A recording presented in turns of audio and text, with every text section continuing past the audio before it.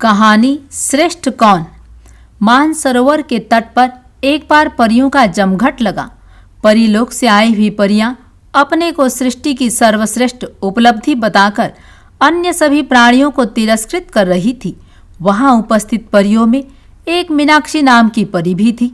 वह बहुत समझदार तथा सात्विक विचारों वाली थी। वह सत्य को नकारने वाली नहीं थी। उसने उन परियों को अहंकार न करने की सलाह दी, किंतु सब परियां उसके पीछे पड़ गई। परियों का कहना था, हमारी तुलना में कोई प्राणी नहीं ठहर सकता।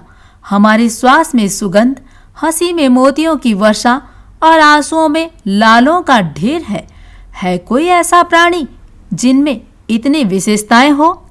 एक अन्य परी ने कहा, इतना ही नहीं, वे चाहे तो लंबी हो सकती हैं, चाहे तो छोटी, चाहे तो भारी और चाहे तो हल्की फूल जैसी बन सकती हैं। चाहे तो मैना की भांति आकाश में उड़ सकती हैं और चाहे तो मछली की भांति अगाध समुद्र में तैर सकती है कोई ऐसा प्राणी जिसमें ये तीनों शक्तियां हो? हमारी अपनी मौलिक विशेषताएं हैं, उन्हें कैसे नकार दें?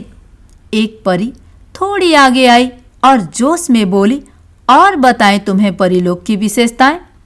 हम मानस भोजी हैं, हम मन से भोजन ग्रहण करती हैं, इस कारण हमारे आहार है निहार नहीं। लगता है तू हीन भावना से ग्रस्त है, अन्यथा अपनी सर्वश्रेष्ठ जाति के प्रति तेरे मन में ये भाव नहीं आते। अपनी सहेलियों की नादानी पर मीनाक्षी हंस उठी। हंसने के साथ ही उसके सामने मोतियों का ढेर लग गया। दूसरी परियां झुंझलाकर मीनाक्षी से कहने लगी, तुम हंस रही हो हमारी बात पर? मांगो माफी या सिद्ध करो कि हमसे भी कोई श्रेष्ठ प्राणी है। केवल बातों से नहीं, प्रत्यक्ष दिखाना होगा, तभी हम मानेंगी।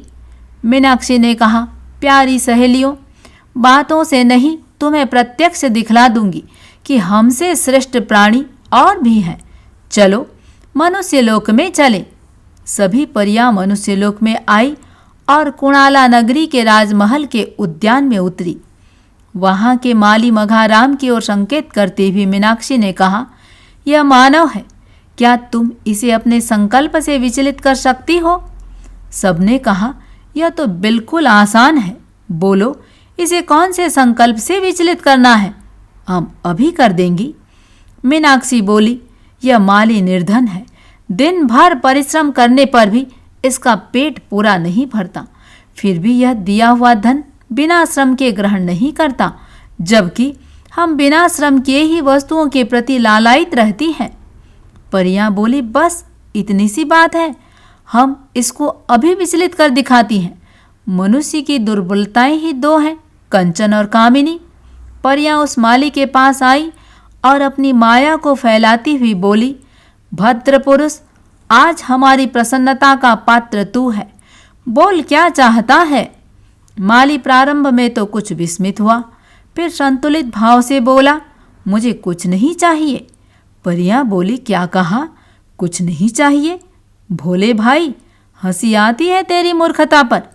दुनिया हमारी कृपा के लिए तरसती है और तू हमारी कृपा को ठुकरा रहा है। सचमुच तू जड़ मूर्ख है। बोल कितना धन चाहिए? तुझे हम अभी धनवान बना देंगी। माली मघाराम दृढ़ता से बोला, नहीं, मुझे बिना श्रम के कुछ नहीं चाहिए। यह मेरा संकल्प है, मैं इसे किसी भी हालत में तोड़ नहीं सकता। आप लोग जा सकती हैं, मुझे अपना काम करने दें। यह सुनकर परियों के चेहरे निराशा से बुझ गए।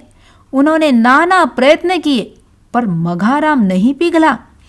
और तो और वह रूपवती युवतियों से भी इतनी कठोरता से पेश आया कि सभी परियों ने खिसक कर भाग जाने में ही अपनी भलाई समझी।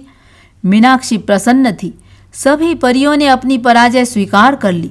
उसने अपनी सहेलियों से कहा, बहिनों, इसे कहते हैं श्रेष्ठता। कथा बोध कहता है, श्रेष्ठ वह होता है जिसका संकल्प बल मजबूत होता है।